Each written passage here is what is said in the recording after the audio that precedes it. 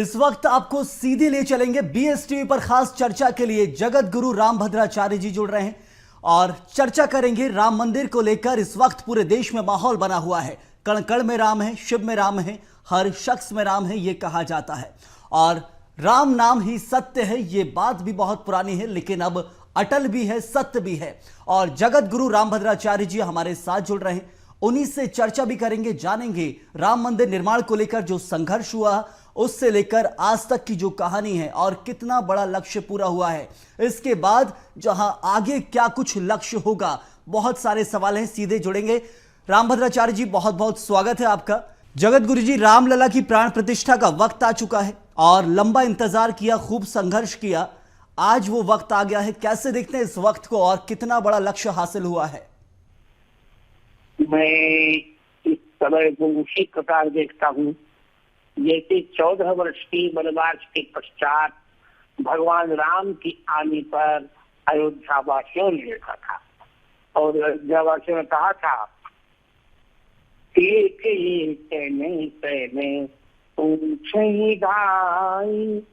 तुम देखे पालू रघुराई। मैं उतना ही प्रसन्न हूँ। जरूर। तो इस प्रसन्नता के पीछे का एक संघर्ष भी रहा है, हम सब जानते हैं आपके संघर्ष के बारे में। निश्चित मेरा संघर्ष बहुत लंबा है। शुरू से मैंने संघर्ष किया और संघर्ष के बाद में मैं तत्व में नहीं हूँ। सबसे बड़ा बात, लोग संघर्ष करने के बाद किसी पद पर रहते हैं और वहां मैं किसी पद पर नहीं हूँ। जबकि संघर्ष किया, गांव गांव ईटे पुजमाई, हजारों सभाएं की, जेल में रहे, पुरुष के डंडे खाए, नजरबंद रहे और प्राण हत्या का भी प्रयास किया गया। मेरा पांडाल जला दिया गया, मेरा चांदी का सिंहासन जलाया गया, फिर भी मैंने संघर्ष नहीं छोड़ा और जो चीजें मुझको मिली। जरूर गुरुजी, और एक और सवाल जो महत्वपूर्ण है कि सुप्रीम कोर्ट में रामलला के पक्ष में जहां सबसे पहले गवाही भी आपने दी थी, उस वक्त के बारे में कुछ बयां कीजिए कि आखिर कैसा वो वक्त था और उस वक्त राम नाम को ही सत्य करना था और आज तक।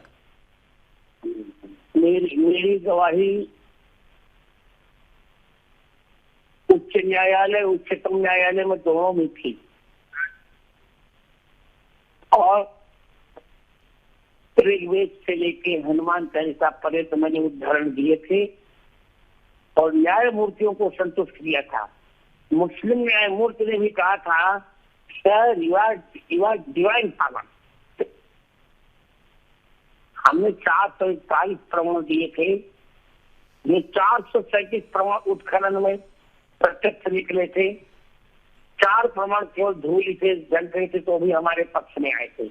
एक और महत्वपूर्ण सवाल है कि प्रधानमंत्री नरेंद्र मोदी जी, जहां आपके भक्त भी हैं, आपके मित्र भी हैं, महत्वपूर्ण तरीके से एक सवाल इसलिए ये है क्योंकि राम लला की जहां प्राण प्रतिष्ठा हो रही है, तो अब कैसा माहौल पूरे देश में बनने वाला और आने वाले वक्त में? तो बहुत अच्छा, संपूर्ण देश अब राममय होने जा रहा है और देश ही नहीं पूरा विश्व राममय हो जाएगा, उत्तरी ध्रुव से लेकर दक्षिणी ध्रुव तक।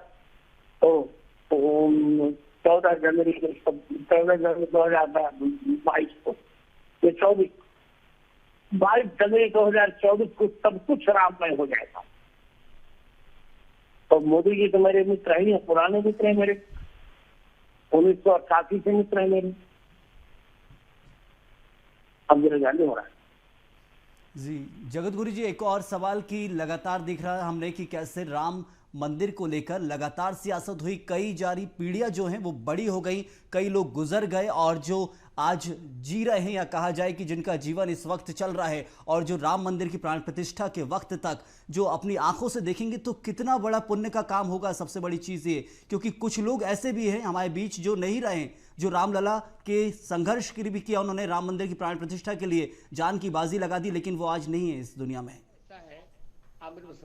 ऐसा है कि रामलला की संघर्ष में बलिदान दिया, तो वे तो नहीं रह रहे हैं पर उनकी आत्माएं इकट्ठी होकर रहेंगी और सब झूम करके बचेंगे।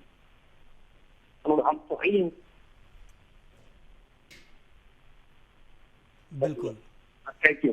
तो जगत गुरु रामभद्राचार्य जी हमारे साथ जुड़े थे और कई सारे जो सवाल थे वो महत्वपूर्ण यही कि एक तरफ जहां संघर्ष जो था वो बड़ा संघर्ष रहा उनका उस दौर में, और उस संघर्ष के बाद आज जो लक्ष्य हासिल हुआ है, कहा जाए कि एक तरफ जब संघर्ष की बात होती है तो 1991-92 के वो दिन याद किए जाते हैं, लेकिन रामभद्राचार्य और ऐसे कई संत महात्मा जिन्होंने संघर्ष से, कूट से, और उन्हें खुद बताया कि कैसे जहां पुलिस के लाठी डंडे तक खाने पड़े, 8 दिन जेल में गुजारे, तो एक बड़ा संघर्ष का समय कई सारे लोगों का रहा, लेकिन जगत गुरु रामभद्राचार्य उनमें से एक जिन्होंने हमें कीमती वक्त दिया और कुछ बातें साझा की है।